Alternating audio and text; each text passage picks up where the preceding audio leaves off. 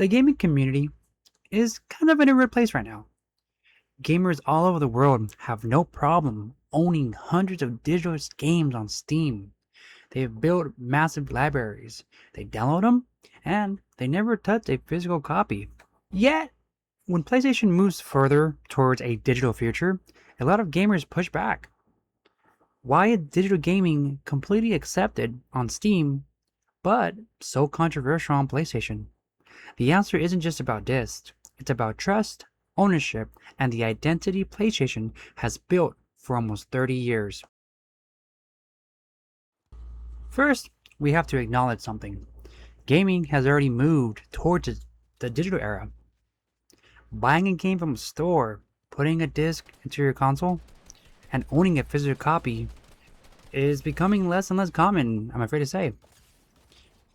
Digital games are convenient. You can buy a game instantly, download it without leaving your house, switch between consoles, and have your entire library at the tips of your fingers. For a lot of players, digital gaming is simply easier and a modern way of change.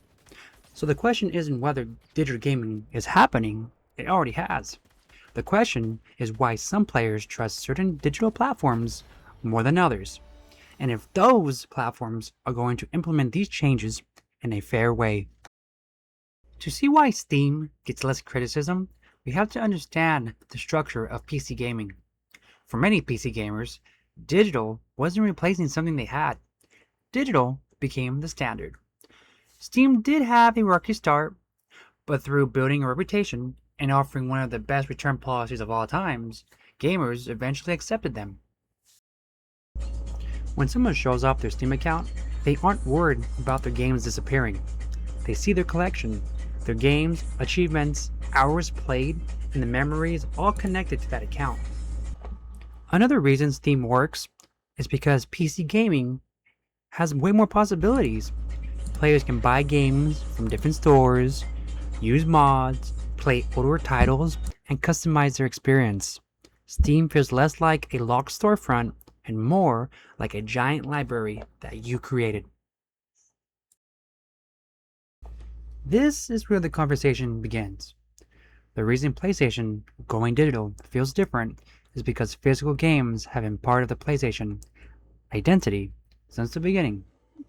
For nearly 30 years, PlayStation has been connected to the idea of generations. Each console represents an era of time for us and for them. The physical games weren't just a way to play, they were a record of where you were in gaming history, making these video games a more core part of the system than we realized. But the debate isn't about nostalgia. The bigger issue is ownership. With a physical game, you have something tangible. You can lend it to a friend, you can sell it, you can trade it, you can put it on a shelf and come back to it years later.